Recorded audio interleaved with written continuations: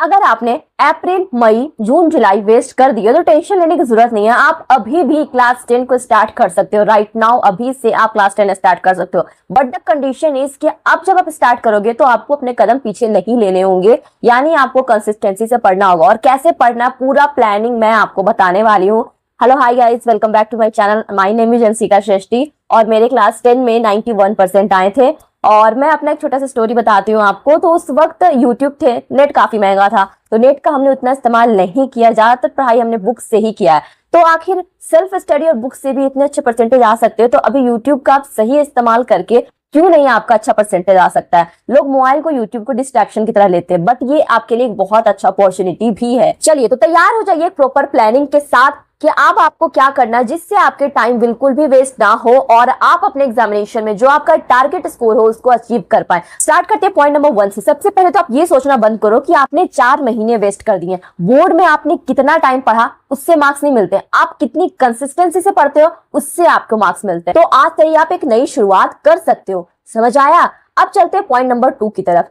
आपके जितने भी सब्जेक्ट हैं, math, science, SST, English, Hindi या फिर जो एडिशनल है, उसके सामने आपको 3 कॉलम बनाना है। Complete, half complete, not started. इससे आपको ये समझ में आएगा कि कौन से सब्जेक्ट में आपका अभी स्थिति क्या है। क्या आपका पूरा ही जीरो है, आपने किसी में ही कुछ स्टार्ट नहीं किया, या कुछ कुछ शुरू किया है, या कंप्लीट हो चुका है। आपको इससे एक ओवरऑल आइडिया मिलेगा आपके ही सिलेबस का, आपके ही सब्जेक्ट का। इससे आपको ये समझ में आएगा कि आपको सबसे ज्यादा फोकस कहाँ पे करना है। समझ आ गया? अब चलते हैं नेक्स्ट पॉइंट की तरफ। Point number 3, daily study plan बहुत जरूरी है। आपको कम से कम सेल्फ स्टडी के लिए 1 से 2 घंटे देने ही होंगे। आप ट्यूशंस लेते हो, स्कूल जाते हो, उसके अलावा सेल्फ स्टडी के लिए 1 से 2 घंटे आपको निकालने ही पड़ेंगे अगर आपके बोर्ड एग्जाम में आपको इतने अच्छे परसेंटेज चाहिए। ये कंपलसरी होता है, मैंने भी किया है, बहुत सारे स्टूडेंट्स ने भी किया है। अब आपकी बारी है करने की और आप करोगे भी, और ये पॉसिबल होता है। ये हवा की बात ही नहीं है कि बस कैसे निकल आएगा, 1-2 घंटा निकल के आता है। सबके लिए 24 आवर्स ही होता है। ठीक है, अब यहाँ पे समझने वाली बात है कि किसको कितना टाइम दे। देखो, मैथ्स जो है वो आपको डेली करना है, साइंस जो है वो आपको डेली करना है, एसएसटी है जो आपको डेली करना है। इंग्लिश, हिंदी का प्रिपरेशन मैं आपको बताती हूँ अपना,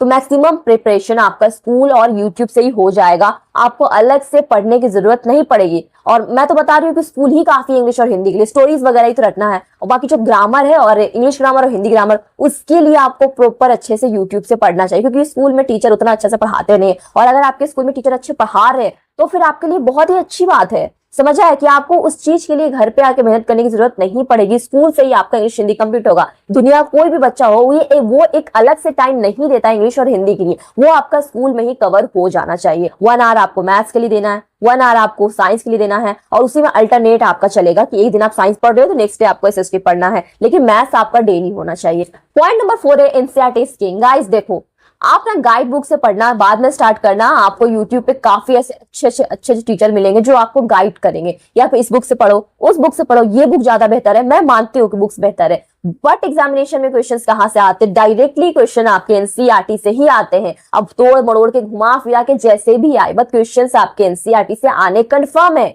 ये चीजें आपको भी पता है, बट आप कहीं ना कहीं इन्फ्लुएंस हो जाते हो, तो जो चीजें आपको नहीं करनी है। ठीक है, आपको एनसीईआरटी पे ज्यादा फोकस कर। पॉइंट नंबर 5 है नोट्स एंड रिवीजन। नोट्स काफी इंपॉर्टेंट होता है, क्योंकि आप एग्जामिनेशन के टाइम पे आप परेशान हो जाते हो और आप नोट्स इकट्ठे करने लगते हो। जी हाँ, जो मैंने बोला ना वो 100% करेक्ट है। आप वो सर का नोट्स ले लेते हो, वो मैम का नोट्स ले लेते हो, ट्यूशन का नोट्स ले लेते हो, स्कूल का नोट्स ले लेते हो, और आपके पास खजाना हो जाता है नोट्स का। उसके बाद आपके दिमाग को ही समझ नहीं आता कि उन खजानों में से सबसे इंपॉर्टेंट खजाना कौन सा है जिसको आप पढ़ो तो आप टॉप कर जाओ।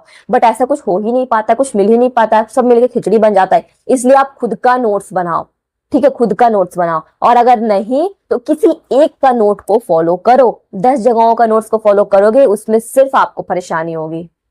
और रिवीजन करना कितना इंपॉर्टेंट है। आप नोट्स बनाओ फॉर्मूला का, डेफिनेशंस और इंपॉर्टेंट डेट्स, ये सब आपको लिख के खुद से जब हैंड रिटन होंगे ना, वो सारी चीजें आपको याद भी होंगी लिखने के साथ साथ। ठीक है, और हर दिन 20 मिनट रिवीजन करना है जो कुछ भी आपने पढ़ा है। एटलीस्ट 20-30 मिनट्स आपको देने हैं रिवीजन करने पे।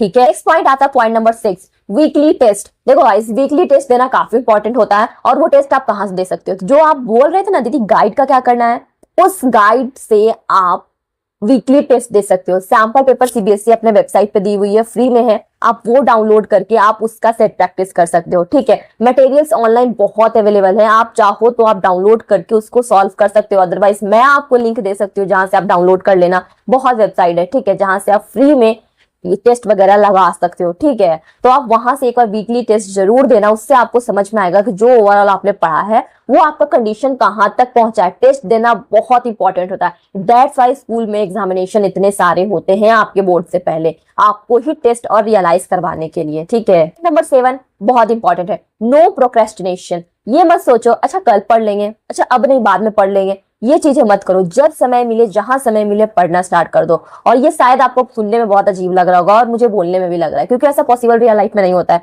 कि जब जहां मिले वहीं पढ़ना स्टार्ट कर दो।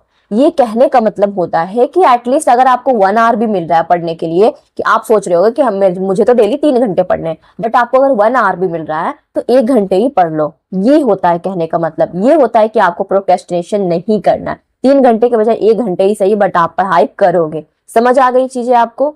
सो आज से स्टार्ट कर दो फॉलो करना सारी चीजों को। और वीडियो कैसा लगा प्लीज कमेंट करके जरूर बताएं। मिलते हैं आपसे नेक्स्ट वीडियो में। आप सभी को आपके बोर्ड एग्जामिनेशन के लिए ऑल द बेस्ट।